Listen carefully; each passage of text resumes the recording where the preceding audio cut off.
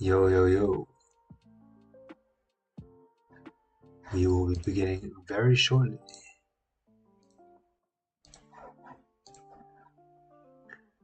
Let me just get my Zoom link out. We should be good. Hope everybody's had a good weekend.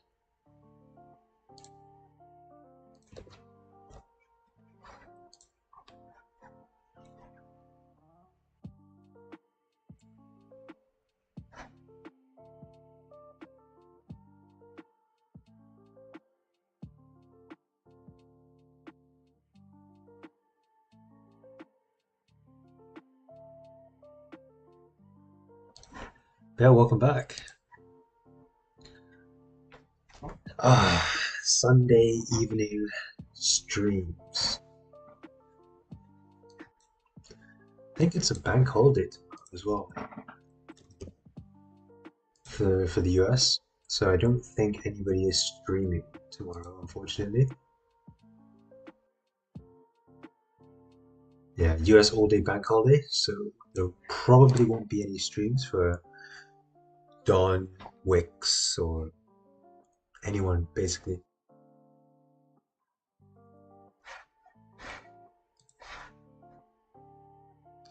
Weekend was good, relatively chill, just kind of working on some stuff in the background. DVS. How was everybody else's weekend? Hope it was relaxing.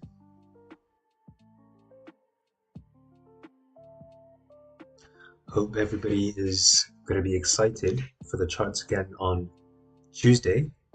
Next week is going to be a 4-day trading week. But it should be a pretty good 4 weeks.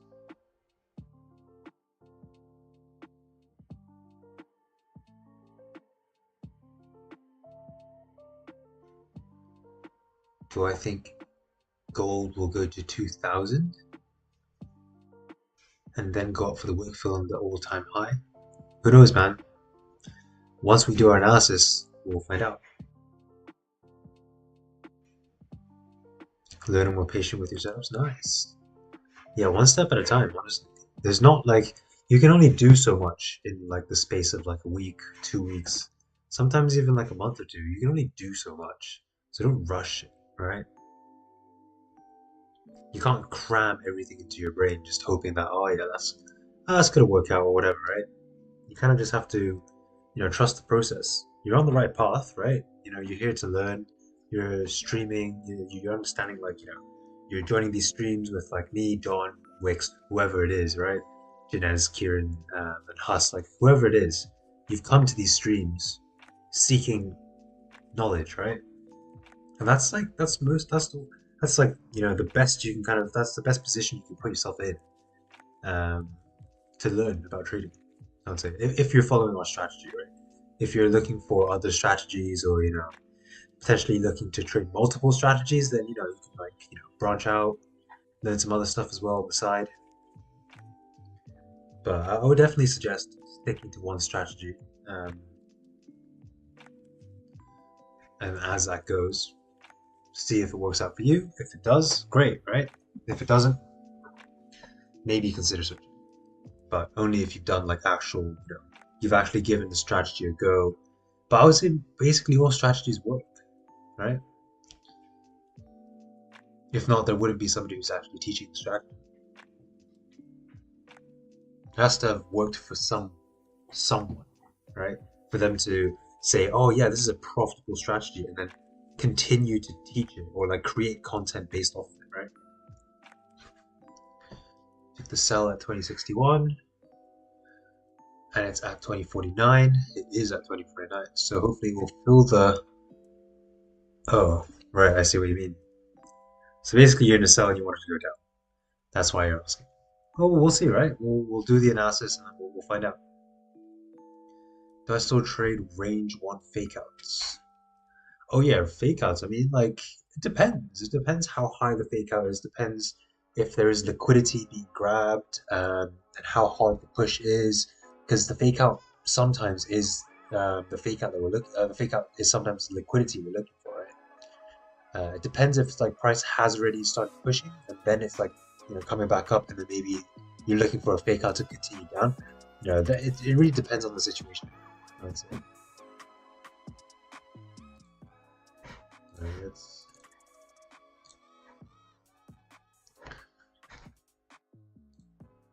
yeah, we'll do our analysis and then we'll see. We'll see.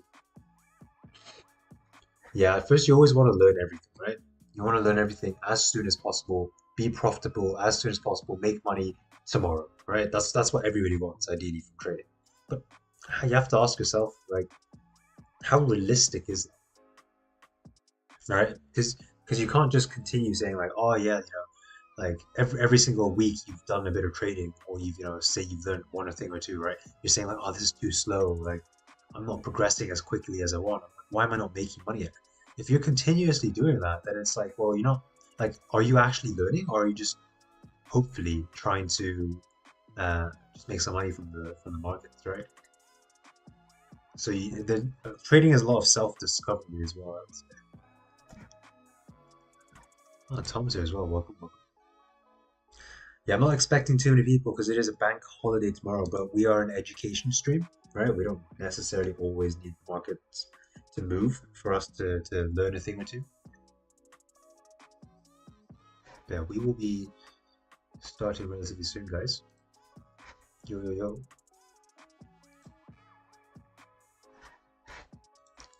Let's clear all this junk. Let's get that out of the way. Price consolidated around 20.9. Yeah, it is Psychology Sunday.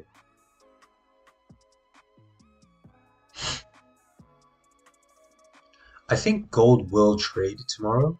I don't think the markets. I think it also depends on. I think gold is not like closed off. It depends on your broker though. If you're, yeah, yeah, exactly. It's just bank holiday for the US. Usually bank holidays still, there you can trade it. It's just the volume's a little bit weird. There's less people trading it, and it's just kind of my own like observation that trading bank holidays isn't the best. So I don't, because you can always just come back tomorrow or the day after, right, and then trade it like normal. It's not like gold's going anywhere. It's not like tomorrow all the gold in the world's going to disappear. Unless we get some severe global warming and all the gold kind of just melts away. But then by that time, we're probably dead.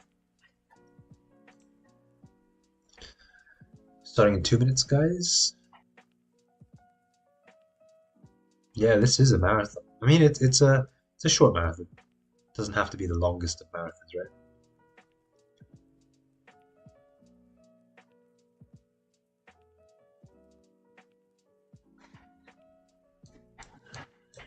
Gold is printing nicely, though.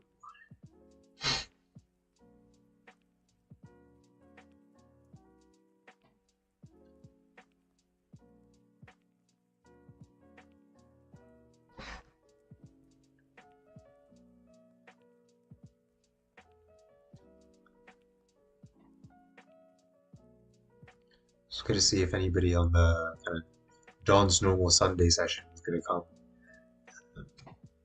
But since it's a bank holiday tomorrow, I don't think many people are going to make it. So I'm probably just going to get started relatively soon. I'm just going to post an Instagram thing saying I'm live. We should be good.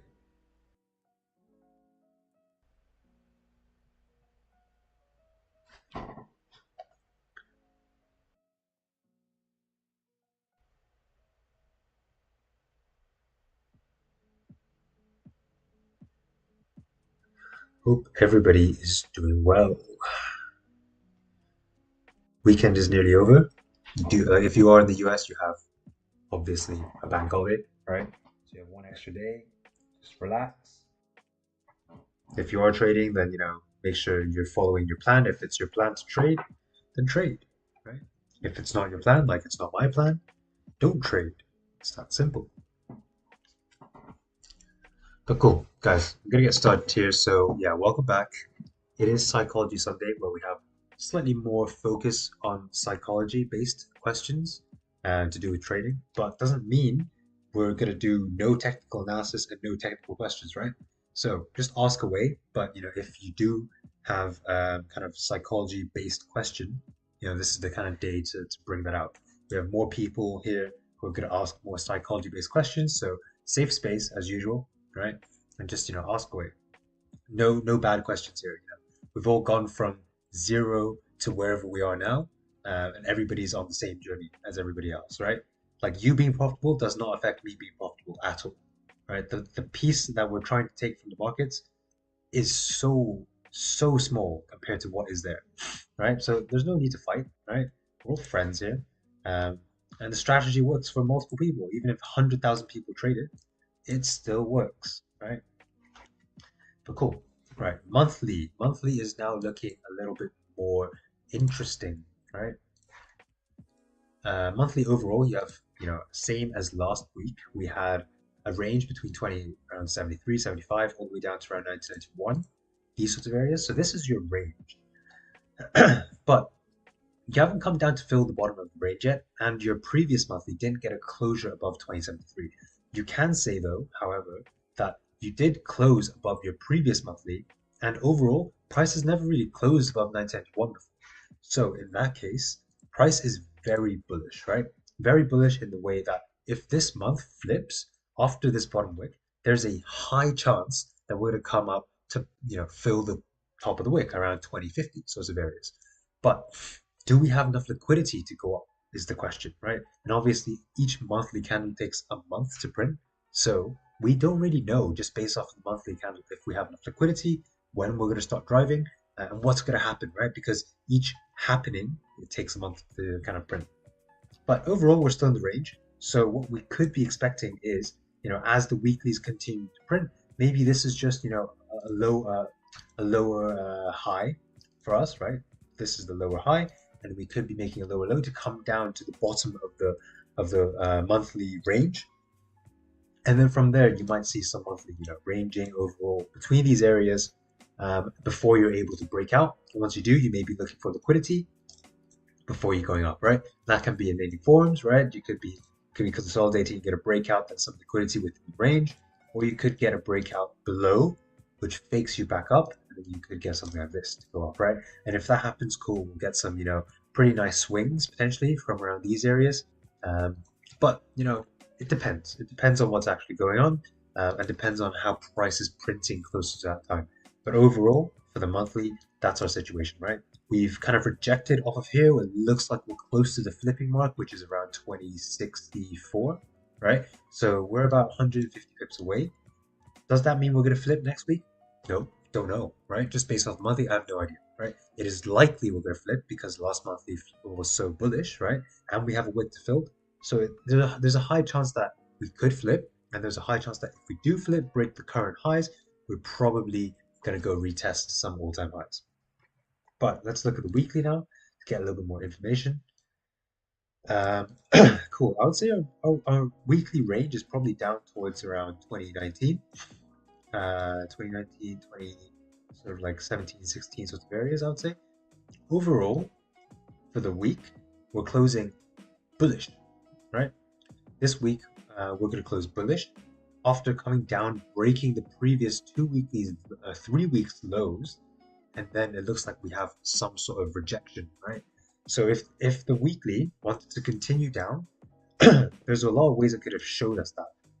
One of which is it creating what we call a breakout, right? Where you have overall your candle is closing like this below the range, right? With a wick to fill and a top wick, right? If that happened, cool, we'll be very bearish for the week, looking to take price down towards the next kind of areas, which maybe is around these sorts of areas, right? But price didn't do that, right? Price tapped into 2019, 2016, 2014 sorts of areas, right? And then started rejecting, and now we're coming back up. So what's the next logical, thing for price to do? You broke the lows, right? And now it's looking like you have some sort of rejection. So there's a high chance that for next week's candle, first thing it's going to do is probably fill the range, right? So you have a range fill to target for next week towards 2073, right? Does that mean it's going to happen? Not necessarily, right? Price obviously the last 2 weeks has been on some sort of like kind of bearish structure, because you can see here you had a high here, created a low, right? And maybe you're just coming back up to create a lower low, right? So that could happen as well. So don't just kind of blindly get into a buy, because overall for the last 2 weeks, and you'll see this on daily structure, right? We've been bearish, right? So just taking a buy here doesn't really make sense. But overall, we're understanding that since we're still in this range after this rejection, what is price most likely to do after tapping the bottom of the range and rejecting? Likely going to come up to tap the top of the range, right? And that kind of works quite well with the monthly as well. The monthly, we've been bullish, right? We're looking for the monthly to flip, and if it does, we're looking for it to drive. So what we might see on the weekly in terms of that is potentially price doing this for next week, right? A breakout above and maybe a bottom wick. We don't know how steep, right? But at the moment, we'd still like a bottom wick. And then as price is flipping, potentially it creates this low during Tuesday or whatever, or maybe even Monday, creates this low, starts flipping, and as it does, we'll take price up to the top of the range. And then if there is a breakout, then what we'll do for tomorrow or next week's candle, right, the week after, is potentially we'll look for some bottom wicks and then a flip to retest those highs, which are the kind of top of the range wicks, right? So that's what we're looking to do. Yeah, cool. So that's the weekly overall goal. I'm very bullish for the weekly. So let's have a look at the daily. Daily is pretty cool. We had a level around these areas. Last time price broke above these areas, we filled 2073. We filled 2073, right? So I would say 2073 is a pretty nice area that we should see get tapped, right? But you do also have to understand that overall bearish structure is still here, right? You had a fake out above here. You didn't get a breakout below here, right? But you did create a lower low. So if there's still a chance that price doing this could be a fake out on the daily to come back into the range, grab more liquidity, and then continue the bearish kind of motion here. So that can definitely happen as well, right? But what we'd like to see for the bearish kind of bias to kind of dissipate in our minds a little bit and we get more bullish confirmation is for price probably to do this, right? Come down, create a bottom wick, potentially create that bottom wick for the previous daily candle, and then start flipping to come back up. We'll look to take the buys towards 2073. And what is that going to be? All right, in terms of the weekly candle, what is that going to look like? That's going to be a steep bottom wick for a weekly candle, which is perfect because that's exactly what we're looking for, right? We're looking for price to come down first, create that bottom wick. As price flips, we'll look to take price up to around the top of the range, 2073, and potential runners past there, or maybe even all the way up to these areas, right? But the push we're looking for, right? Like regardless of what happens, right? We can't just blindly get into a buy. We need to see liquidity being formed. And last time price was able to push above these areas, grab liquidity here, right? So let's just mark up where price grabbed liquidity last time, right? So we have some liquidity there. Price before kind of pushed up before these areas, also kind of grabbed, started pushing from around these areas. So I wouldn't be surprised if you got a bottom wick towards around these areas for the daily, right? Somewhere around 20, 30, 31 sorts of areas for us to start retesting those highs, right? And you notice in this sort of area as well, you're close to the daily bottom wick for the previous daily, right? So for Friday's candle. So as price is coming down, creating that overall structure that we're looking for, it's grabbing orders, right? And then as it's going to continue pushing up, then cool, we'll look to take those buys, right? But our overall bias for the daily is also bullish, right? Because we're understanding that you've closed above this range. You've closed above this range with a healthy top wick to fill, right? So it's quite a nice structure overall for the daily. So let's see what we have going on the 4 hour. 4 hour is interesting because you have a level around here at 2049, 2048 sorts of areas. I would say if you kind of move it down just a touch, you could say you closed it back above. You're being really picky. I'd say I would say you closed above, right? And what does that indicate, right? It indicates that price overall, we're looking to switch our bias now, right? Because previously here, for this entire duration here, we were pretty bearish, I would say, right? Creating lower lows, lower highs, lower lows, consolidation, break of the highs to come down, as liquidity to come down, but it didn't really continue pushing past 2014, right? As you touch 2014, you start rejecting. And we had this massive rejection after what was this, Thursday's push to come back up, and then we're getting a breakout above. So once you get a breakout, once you get this breakout above, which you kind of have, but you have no top wick, what I'll actually personally be looking for, even though I'm not trading tomorrow, is probably, an actual, bullish candle above this range, right? Something like this, potentially, as there's not much volume going on when market opens, unless we get a gap, of course, right? But if price then comes down, breaks some of these lows, comes down to around, these sorts of areas here, and then flips, I will be looking for buys, right? And why am I looking at this area? Because I'm looking at, okay, price grabbed liquidity these areas last time before retesting these areas. And what is this area? Let's have a look, right? What is this area is around 2032, right? As I'm pretty sure we mentioned on the daily or whatever, we're looking for buys, right? We're overall bias is bullish, but we're looking for a bottom wick for the weekly, right? And that bottom wick is towards where? 2032, 2031 sorts of areas. So this would make a lot of sense. If price does come back down to these areas, or potentially even breaks and comes down to these areas, that'd be perfect, right? Because then we're understanding that this is the daily bottom wick that we're looking to create, right? And as that's happening, we're going to get those buys to continue back up. So that's definitely a position we're looking for, I would say. Um, and if you're trading the older strategy, I would say if you're just looking for a plain breakout above 2057, right, that would be perfectly fine as well in the 4 hour. But what you need is probably some liquidity again, right? Probably a break of some of these lows to come back up. And then once that happens, cool, you're free to take those buys up to 2073. That's what I would say, right? Because then you also have a pretty nice break-even point about 2061, 2062 sorts of areas, which price should be able to do, right? Last time you closed above these areas, right? You started pushing, you pushed up to these areas, right? Pushed up to these areas. This time you pushed up to 2062. So once you get a closure above here, you should get a pretty nice push up to there as well. But that's overall, structure for the 4 hour as well. The hourly is looking like it's breaking above this range here, right? Range above 2048. Looks like you do have some traffic around these areas. And a closure above is very nice, obviously. Last time you closed above, you were able to fill to 2051, but you had no top hook here, which is probably why you rejected.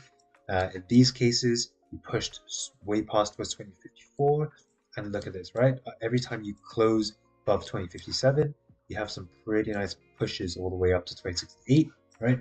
That's probably your overall target, probably at 2068 from, if you get a closure above 2057, or if you're looking for buys above here, what I look for is probably a bottom wick, right? Again, bottom wicks are important. You also have no top wick on this hourly, right? Bottom wick breaking some of these lows, come back up to retest these highs. But how steep this bottom wick is going to depend on how far price is looking to drive, just based off of that liquidity, right? Because if it's a 1 hour break of the lows, which is, comes back down to these areas, essentially these areas, you're only down to around 2040, right? So maybe that's just price grabbing some short-term liquidity to come back up, or maybe price is looking to mirror the range coming back down, right? And then as it's mirroring its range coming down on the hourly, we're understanding that this could be a 4 hour liquidity grab towards around 2032, 2031, right?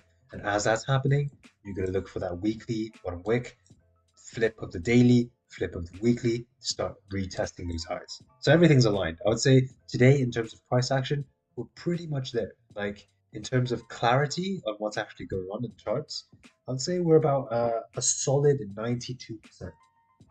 Yeah, 92% is pretty good. Um, could you take the fake out to come back up? It's difficult. I would say you probably want to at least wait for it. There's definitely a level somewhere around here, right? 2050. I would say maybe even slightly higher. So it's around these areas, 2051. On like the smaller time frame, let's see. 2051, 1. Where is that level at 2051? Yeah, somewhere out. I would say if you were to look for some buys above on the smaller time frame, after grabbing liquidity, what you could look for potentially is price to break above here. High chance it won't have enough liquidity to continue up, right? So it'll probably come back down. And as it's coming back down, cool, right? We'll just wait for price to do whatever it wants to do. And when it then starts closing back above this level, overall here, then we'll look to take price up to the next top of the range, which is around 2057, right? So that would be our trade. And what would that be in terms of kind of the higher time frames? Because right now this is the 15, right? What this would look like on the hourly or whatever, right? It would be basically, a breakout above, no bottom wick, right? Or maybe the 4 hour, right? It would come up, you'd have no bottom wick, you create a bottom wick for the 4 hour, and then reflip bullish. And your overall candle would look like this, right? So you start off like this, no bottom wick, come down, create that bottom wick, and then you flip. But the reason we're looking for that is because we want to confirm that this is the low. If it wants to re-break this low, right, it's going to continue driving, right? And it wouldn't re-break this high, right? Because if it's going to create a low for the 4 hour and then re-break its own high, then chances are it's probably going to continue driving in that direction for the rest of the 4 hour candle before it wants to come down. If it does want to continue coming down, I mean, it definitely can, right? But it'll probably also need liquidity. And in that case, we'll look to take this move towards 2057 as the liquidity coming down.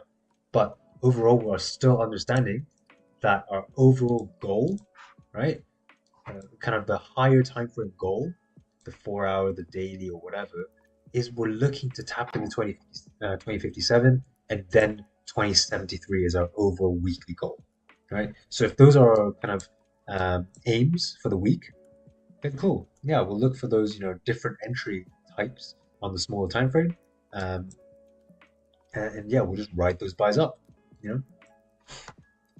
Depends. Hopefully, we don't get too much of a gap, and price just kind of goes with price action, right?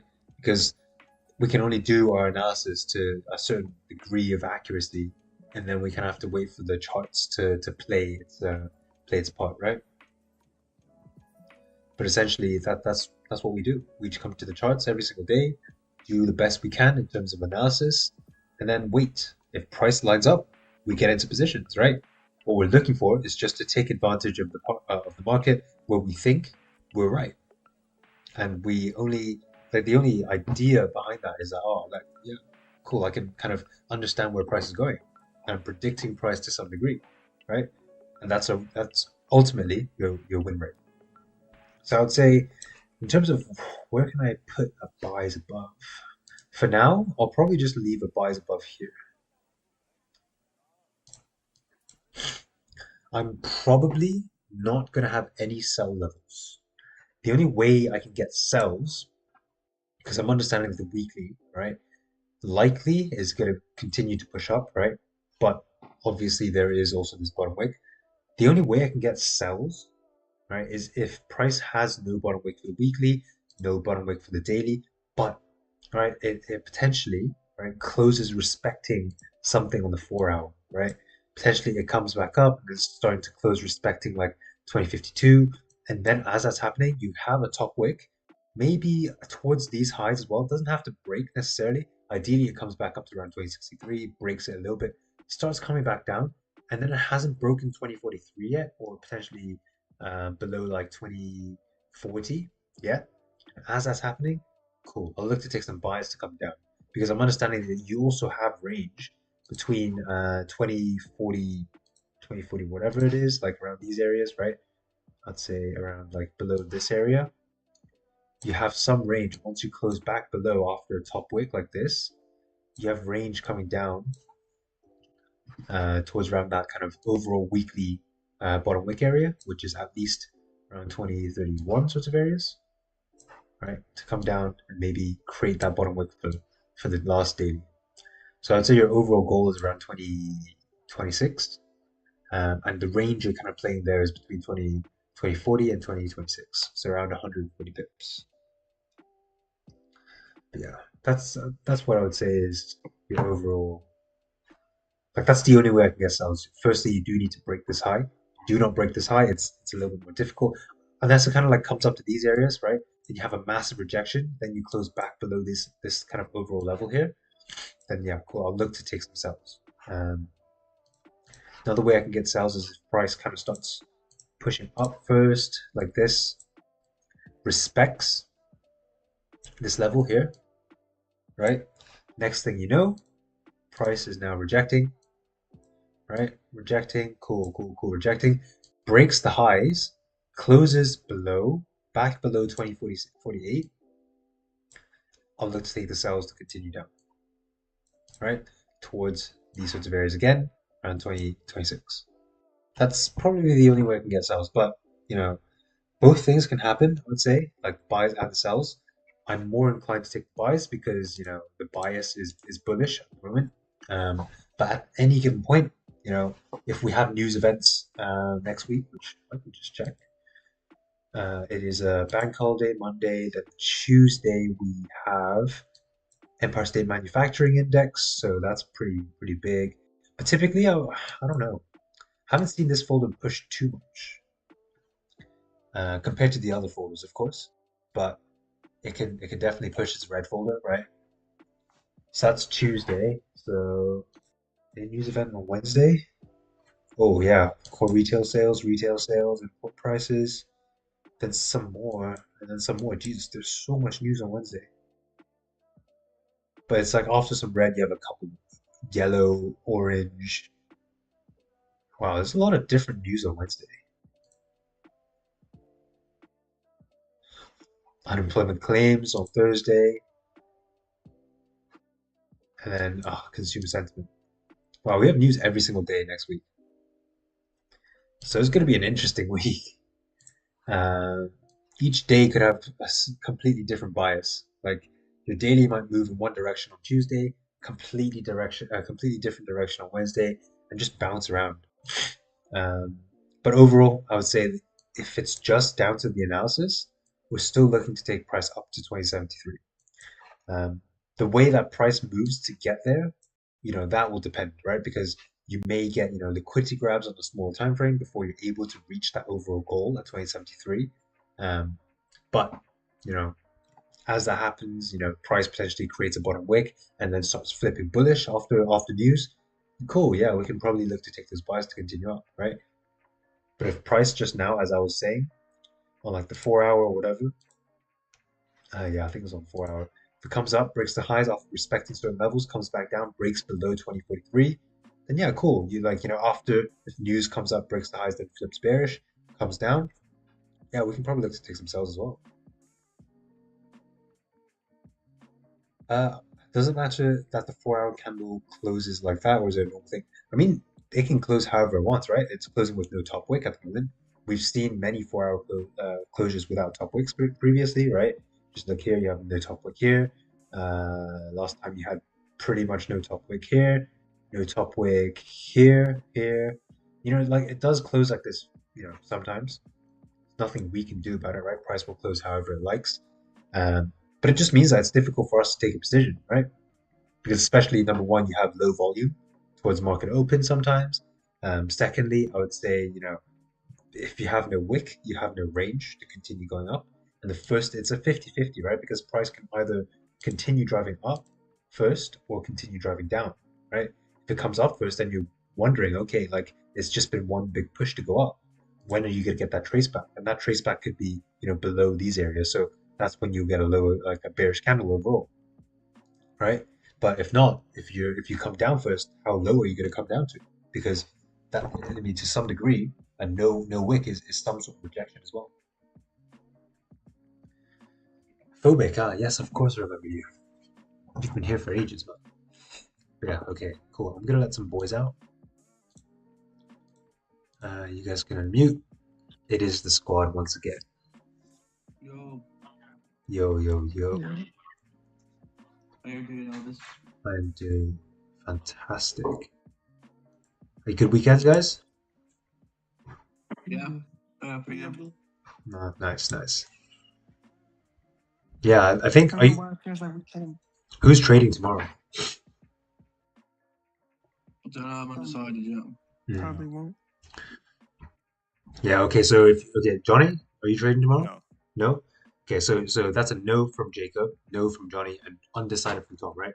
Stick to your plan. I don't want to say probably either, to be honest. So I need to make up my mind because I feel like that's bad to say. Yeah, exactly. Like we discussed. Stick to the plan. I'll look at what's going on, but Yeah. I won't take anything. Yeah. Look, no FOMO. If price drives, I agree with that then too. if price drives all the way up to 2073 tomorrow, then cool. We may get no trades next week, right? But that's fine. How do I raise Because the to be Zoom honest, yeah, you volume? shouldn't be trading when there's a U.S. bank holiday, especially trading XAUUSD. Yeah, that's what I mean, right? Like, I mean, if it was like, Euro GBP or something, Yeah. yeah, I mean, you could trade some other pairs potentially, but or I'm like, just gonna. if you got up early, or in Jacob's case stayed up late and trade them like GJ. Yeah. So if it's a global like pair though, like pretty much every country trades gold USD. So I don't know. That's also another like fair argument too. That like there's so much volume from other countries that it's Yeah, like all around the world, the banks are going to be opening that. So yeah. So I'm gonna look at the charts.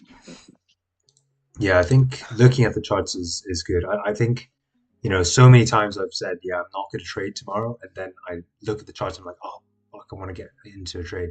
But it's all about, sticking to the plan. It's the same as like, an entry setup or whatever. It's like, are you trading Yeah. tomorrow? Yes, no. It's like make up your mind, right? And then stick to it. It's Yeah. just it's again discipline. So I'm just not gonna open my MT5. yeah, I mean that works as well. Yeah. I don't think I've had like enough experiences sort of seeing how bank holidays play out to have a good understanding of whether I should or not. Hmm. I think the last bank holiday, US bank holiday, was like pretty normal in terms of volume. Like not the Christmas Yeah. sort of stuff. The last one we mentioned on stream, I think it turned out to be a pretty much a normal trading day. Um, but if it is, it's fine, right? I I don't. remember. I like from my memory, all the times that they like the bank holidays and then the markets open, it'll be that like we'll move and then volume will come in for a little bit and then it'll go away. Yeah, And then back to nothing. yeah. I just remember the I one mean, time I traded it. once London's closed, there won't be any volume. Yeah, yeah, exactly. But yeah, stick It's with it. irregular, so yeah, it's yeah. Even if there is other volume, I feel like we're missing a big part of definitely volume. I would say. I think there was like 2 4-hour candles that were like 20 pips or less or something, both closed doji at like the end of the day Last time. on one of them. Sounds like a bank holiday. Yeah. I mean, I don't even know how the weekly is going to open up. We'll see. Imagine we just break all-time highs. Because Yeah. Spike. you had a pretty aggressive Cut push for this on clip. Friday. We'll see. Do you think that was due to news from Yemen? Honestly, Maybe. on Friday, it looked like we literally just came down, grabbed liquidity, and then came back up and then closed above the range. Yeah. If y'all were on the charts, that's what it looked like, Yeah. right? I mean, like, Yeah. Jacob, you remember on Friday when we were doing the analysis on Thursday night, I was like, yeah, there's a high chance price could move up first. And there's like, Mhm. in terms of Yeah, like yeah. no wick candles, this is the highest Yeah. chance, right? Because you broke the lows, you've rejected extremely hard. Like, if Oh, anything, it's going I to see push. something. And then just push, bro. I thought you'd be able to, potentially get back out around these areas potentially, but it just pushed straight up to 43.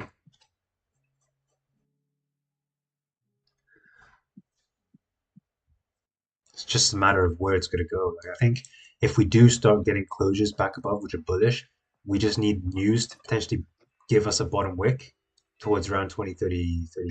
Like anywhere here, to be honest, is fine. Like anywhere here. Ideally, like from this candle to like this area. This would be the perfect liquidity for us once we start closing above.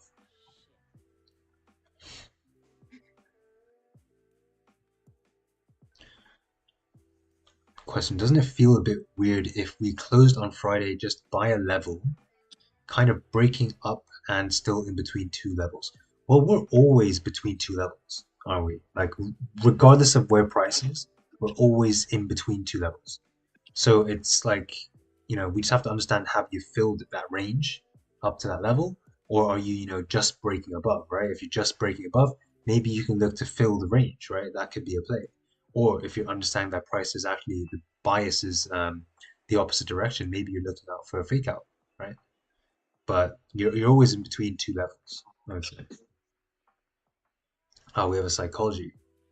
question. I have a question about the psychological side of how you stopped chasing your losing trades. What do you mean by chasing a losing trade? I also don't know how to read your name, man.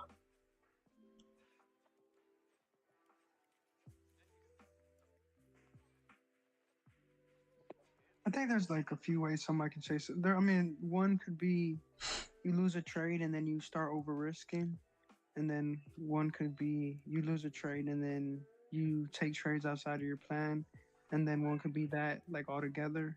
Yeah, There's not too many things though, right? I guess it's just like what is he defining as chasing a losing trade? Yeah, Is like is yeah. that during the trade or is that like after the trade? Like, what is that? It could also be like if you're in a losing trade and you don't want to close off because like you want to make profit. You want to make your money back, right? You're holding it on when you shouldn't if it's like closed against you, for example. But also, Just taking off your stop.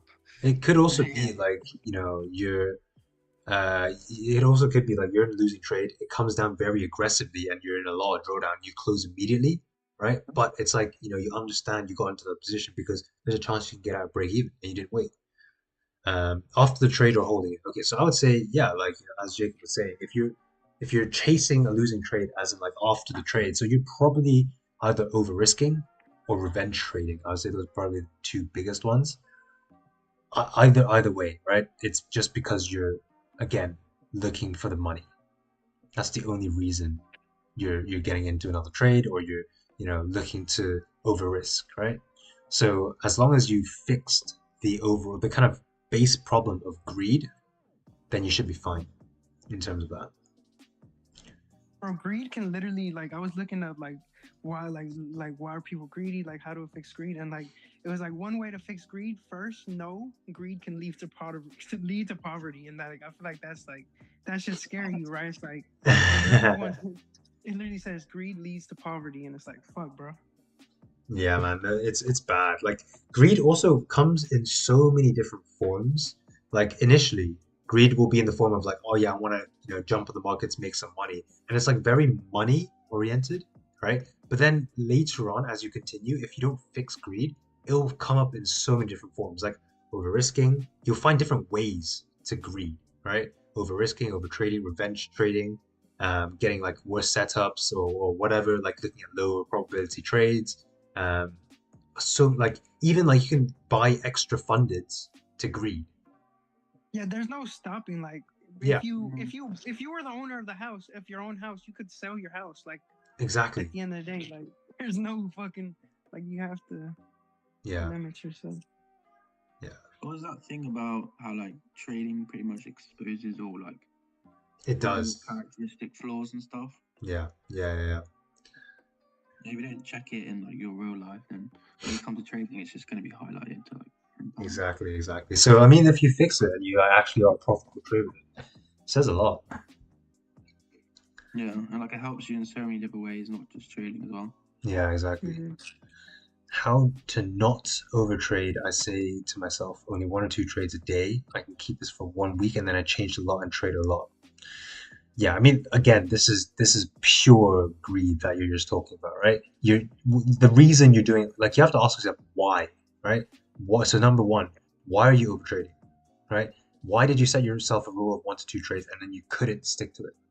Why do you stick to it for 1 week and then you suddenly change the lot size and then trade a lot? All of these things is because you're looking for money, right? If you're just focused on the money, you'll do anything to try to get money, right? And then it's just a higher chance that you just start gambling, which is essentially what you're doing with taking worse entries or whatever, right?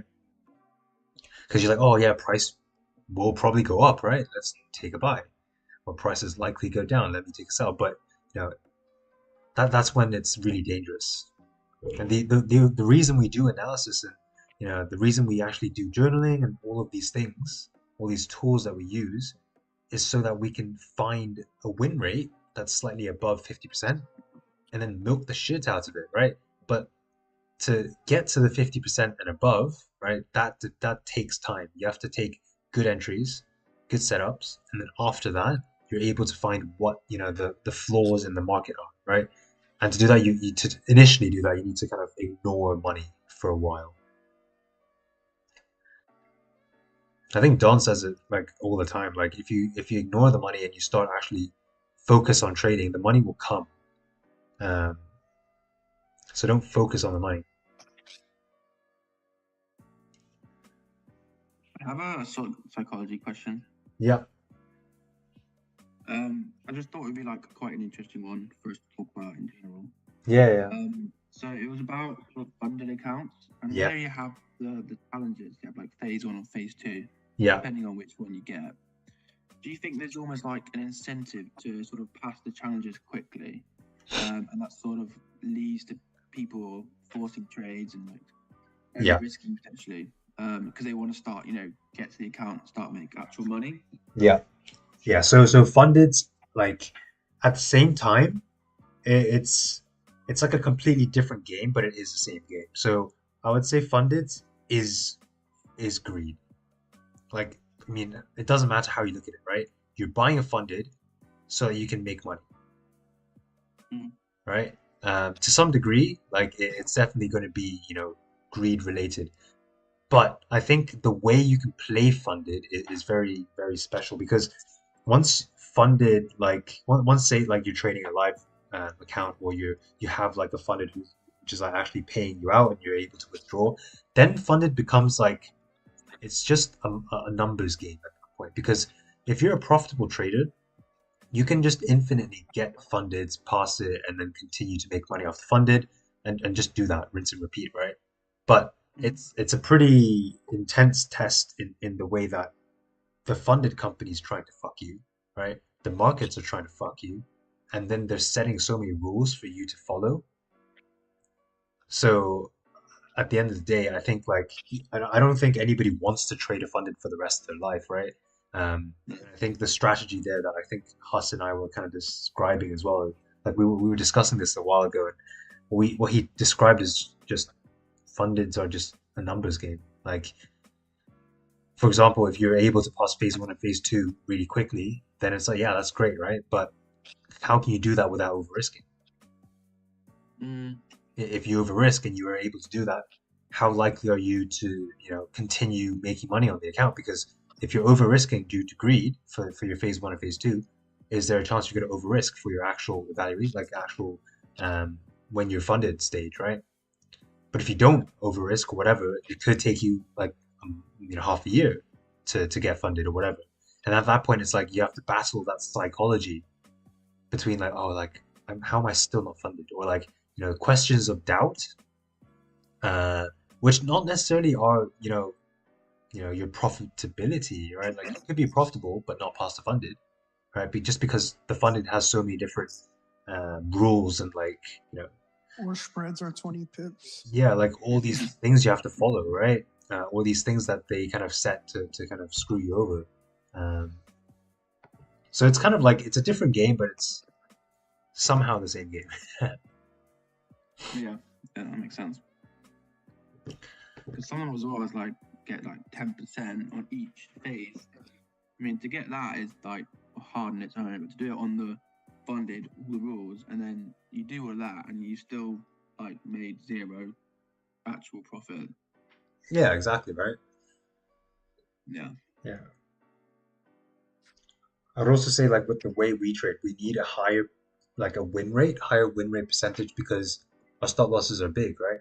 And if our stop losses are big, immediately it goes kind of against the whole funded route. Yeah. Because you can't really trade unless you, because if you do win, right, then your wins are really small compared to your losses, right? But for us, it works, right? But for fundeds, it starts getting a little bit weird there. Yeah. This is why Huss like sample sized some higher RR stuff to be able to pass them, right? Yeah, I mean, essentially he's been trading like range 1, range 2 breakouts, and like it's worked for him, and then he's found a way for it to work on fundeds as well, and so now he's just trading that. But yeah, like again, once you kind of get to where he's at, where you're like profitable, you understand all the kind of ways to trade a funded, then yeah, it's slightly simpler then. But again, you also need the experience. So if you are going for funded or whatever, like, start small again, like anything, and then scale your way up. Yeah, it just like comes back to the same thing that we always talk about. Is like getting the skill set first, right? Yeah, Like you said, people like us, if they've got the skill set, they're already profitable. It's just a matter of rinse and repeat. yeah, exactly. But until you've got that and you jump into them early, it's like pretty much not worth it. Yeah, exactly. I think there's also like a massive barrier for people who are like not quite profitable yet. Like if they go on like a losing streak, do they blame their knowledge or do they blame the fact that, oh, this is just like a losing streak and it's fine? Like I have taken these losses, but are these losses actually losses, or will I take these positions the next time? You know, Yeah. like if I take 3 losses in a row, maybe there's one that like isn't really a trade that I would have taken, but it's like I took them anyways. But does that mean I'm like not profitable? Mm-hmm. Yeah. Speaking of losses, why did you take that trade? Yeah. So let me find it. It was the 15, right? So we took a trade here. We took a buy here and we exited around here, right? So I was essentially looking for this mirror.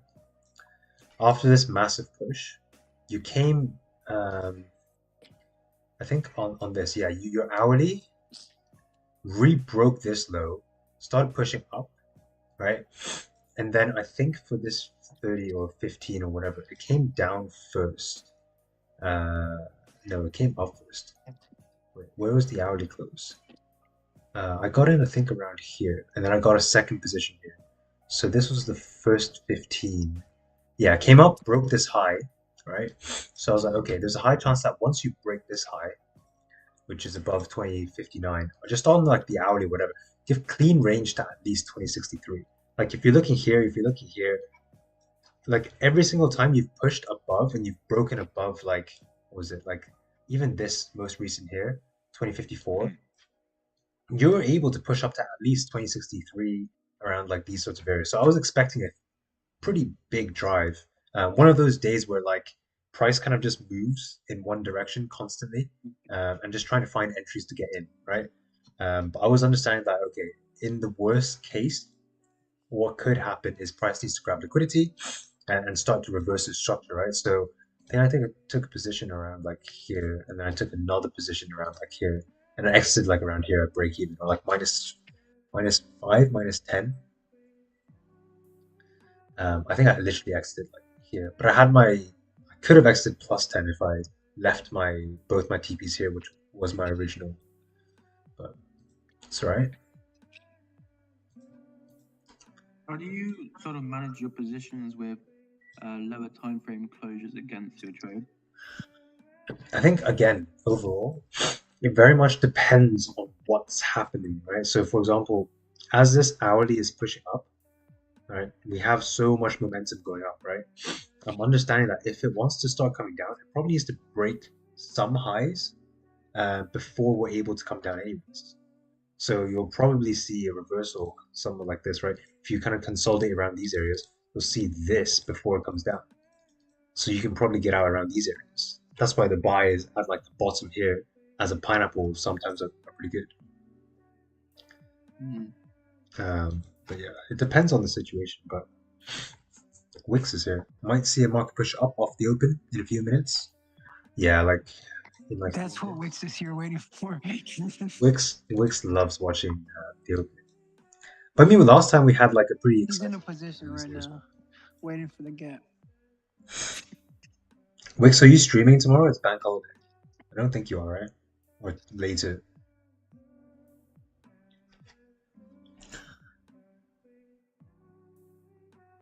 Based on the information you provide on the stream, there could be a high chance of price creating a bottom wick. You stream every day. Oh, he is streaming. Nice. Oh, but it's a Sunday session. Wix's table. Yeah, join Wix's table, guys. If you want to tune into Wix's stream tonight. Market is open now. Not here. I am waiting. Who knows, man? It'll come in like a minute or two. No, on my broker we're already moving. Oh, has it? Yeah, we're coming down first. Ah.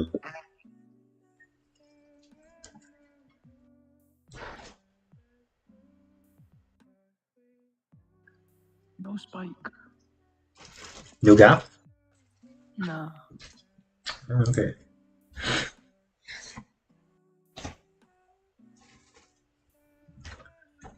Could you go into the different market cycles? I understand what they mean. Yes, different market cycles is like price can either be driving in the direction, consolidating, or reversing, right? There's like different, like you can either trade the liquidity grab. So that's like market structures like this, right? If you break this down, market structure is actually like this, where you kind of consolidate, break the lows, do this, consolidate, break the lows, continue up, right? That's market structure. So when you can, right, in terms of kind of the cycles, you can trade either the range, you can trade the breakout after liquidity, or you can trade this breakout, or you can trade the liquidity grab coming down, or you can trade wait for the liquidity grab to happen and then trade this breakout back up, right? So it's just understanding which part of the cycle the price is at, right? Because if on the higher time frame you're consolidating in these areas, on the lower time frame you could be creating higher lows, higher highs, and like kind of bullish structure as it's coming up here, right? But maybe on the higher time frame you're just consolidating. So it really depends. But just kind of watch price move during all of these different cycles, and you'll see over time like what actually what you think is tradable, what you think isn't tradable. Typically, what we like to trade is like the break of previous highs, previous lows, because then you're more guaranteed to get like a push and sometimes a right, one of those. Come on, Wanda. Jesus, is it pushing hard? Nah, it's not. It's doing nothing. Okay, that's all right. That's the. This was the. Yeah, it's definitely printing. I wonder why. Yeah, it's definitely. Man, it's a bank holiday. Oh, okay. Is that it? Wow.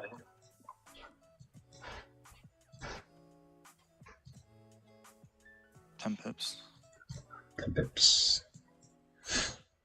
I mean, it's not bad, right? But we mentioned no top wick. You could just start coming down. If it does come down to like 2031, this box, then it gets interesting. But yeah, join Wix's table for everybody who wants a Sunday breakdown. There's a chance too that there's also enough liquidity that we don't make that much of a bottom wick on the day. Yeah, of course. But if that does happen on the daily, I would say yes. On the weekly, I would probably say no. So the daily, you could very much end up closing like this, maybe. Mm-hmm. Like like say you don't have that much of a bottom wick and it closes like this, right? What I would expect for the next daily is probably something that looks like this, right? Coming down to this box. Mainly because you have so many news events, right? So many. So since you have so many news events, there's a high chance that price, if it is going to drive up, will just continue pushing up. But if it does come down to create a bottom wick, you'll see the bottom wick. Like it'll probably come down like to these areas, maybe anywhere within this kind of box, or maybe even down to like these sorts of areas would be very ideal. But yeah, we'll see where it's going. Price is currently coming down first. Around like 15 pips, not too much.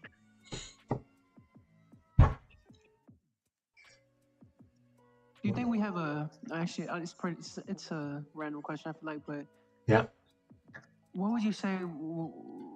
Would you break the highs first or break the lows first, or like were you just reacting to that? I mean, if it breaks the highs first, you probably can't get into any positions. If you break the lows first, I mean, then yeah, then you can probably look to take the weekly flip at that point to continue up, and that'd be perfect. Or like maybe smaller confirmations on the lower time frame as you're, reprinting bullish structure to continue up.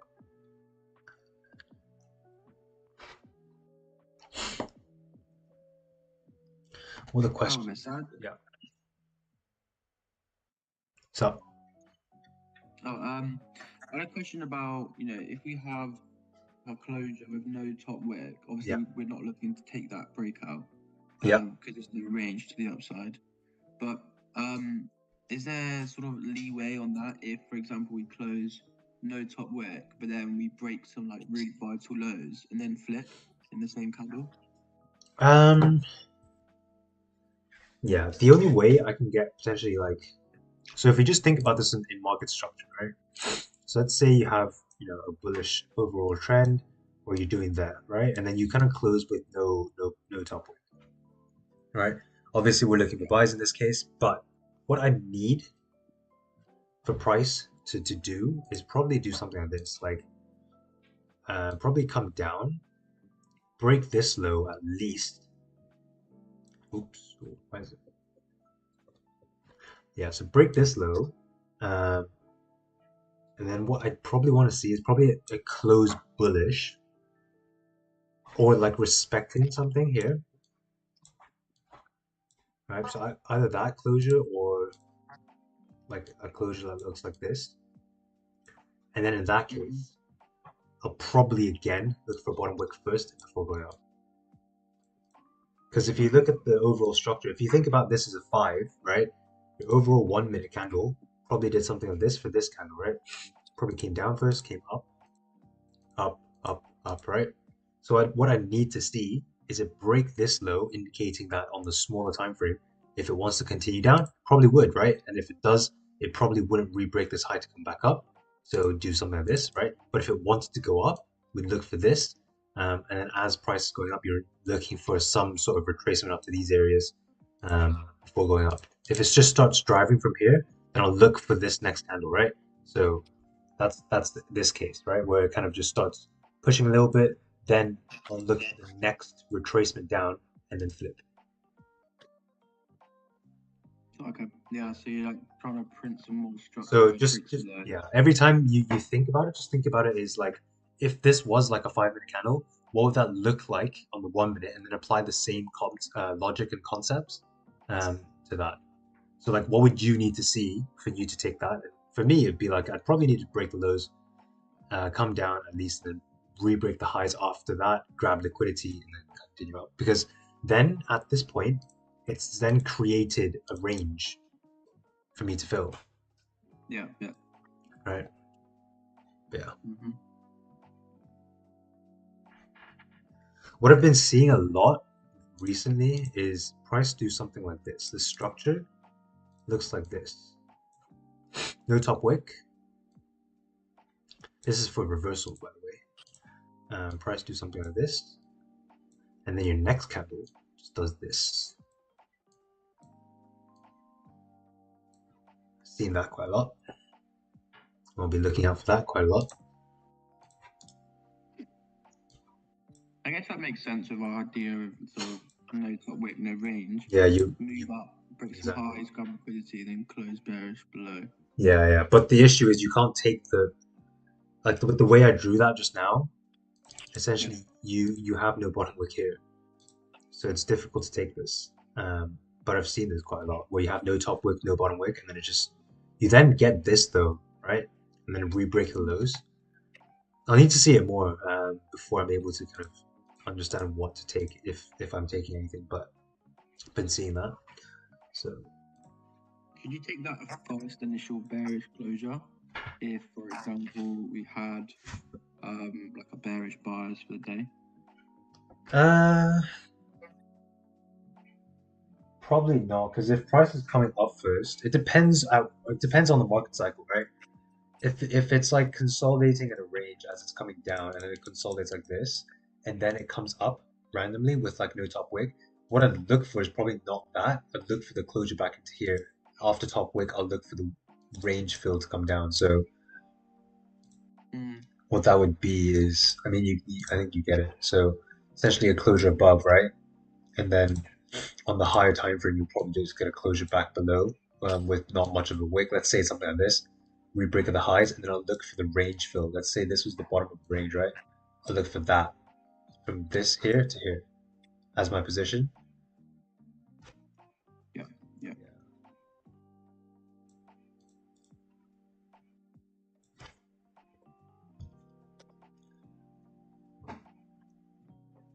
Dang, bro, we really have a whole year to trade. Yeah.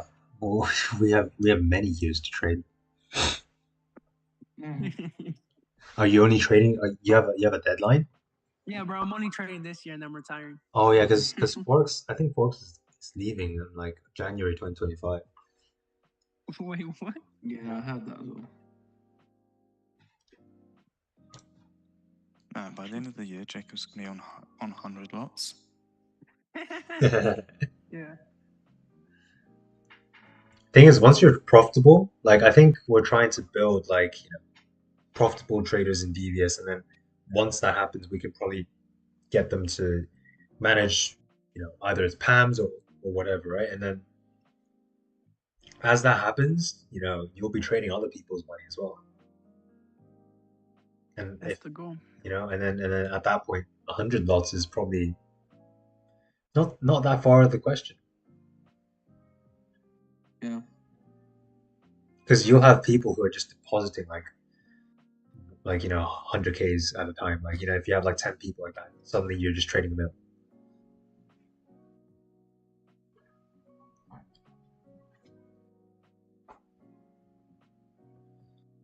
I mean, that's risking what, 30%?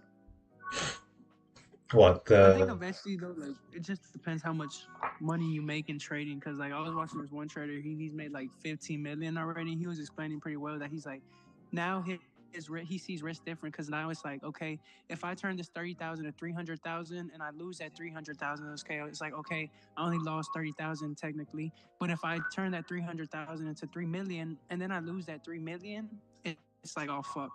Yeah. But at that point, it's just a numbers game, right? And then you'll see risk differently, Yeah. but that's his relationship with That guy's actually retiring, bro. exactly Like he's like been trading hard but by retiring he means just not like actively trading every day. Like he said he's been trading hard as fuck for the past like 5 years, and like by him retiring is just like what we would consider like, I would say, just like not forcing any trades, like, right? Like, or yeah. I wouldn't say he was forcing any trades because he's a good trader obviously, but just more like not feeling like you need to, because I would say right now I'm at a stage in my trading that I actually feel like I need to be at the like in the markets, and I feel like there's a certain like level that you get to that you feel like you don't need to be in the markets at all, only when you want to, I guess. I think that's Yeah, an element of big greed. period, yeah. Again, I think that's an element of like it's a mix between Profitability. Yeah. greed. I would say it's greed and like your relationship with money, right? If you're like understanding that, oh yeah, like Don, right? He comes to the market, he gets his 10 pips, he leaves, right? Realistically for us, 10 pips is probably not enough, right? In terms of like a monetary point of view, but at the same time, like to him, it is, right? So it's a relationship with money, but it's also it's a greed thing. You know that pattern I just mentioned to you guys? Like this, Yeah. right? Yeah, this one has a top wick, obviously, but reversal comes down, no bottom wick, starts driving this one. Reversal starts coming down. Yeah, I see. Yeah, I've This seen one, that pattern quite a few times this with the comes down. doji candle right at the top. Yeah, like one of these, I get what you mean. Yeah. like this, literally. Like that's what I mean. Like I've seen it so often. Like this, no bottom wick, and it doesn't drive, right? But then it drives later on. Like, yeah, I see it everywhere. So I mean, maybe you could look for it as a setup, and then you wait for a wick, and then a flip, and then a break of whatever structure, and then take that. I think it depends on where it's at. I think it also needs to be at like the top of a level. But now at that point, it's literally just an onion play. Yeah. Yeah, Right? but it's maybe it's an extra confirmation. Yeah. But again, I mean, if you just break this down in terms of market structure, right? It's just price doing this. When you come up, right, come back down, grab high, you start coming back down, you fail to break that high, come down, break this low. You should be good to take this position then, right? Technically. Yeah. Yeah. Cool. Market has opened for the week and nothing has happened. But gonna probably call it a year here, guys. It's been a great year. Thanks for joining up. But yeah, I'll see you guys tomorrow. I think tomorrow is the members only session. But yeah, have a good rest of your evening, guys. Yeah, you too. Thank you for the others. Oh, calling it? My bad. I stepped left for a second. Yeah, I'll see you guys tomorrow. Yeah, cool. In a bit. Yeah. See you, boys. All right, see Yeah, you. peace, bro. See you. For YouTube, thanks for joining up. We had 60 concurrent viewers on a Sunday night. That's pretty good. You guys are, pretty dedicated to trading, I guess. But, again, I think we mentioned this today. Are you dedicated to making money, or are you dedicated to perfecting the craft of trading, right? If you're, here to learn about trading, then yeah, this is perfect for you, because we're a education-based kind of stream. Because pre-Asian, you basically don't get any volume.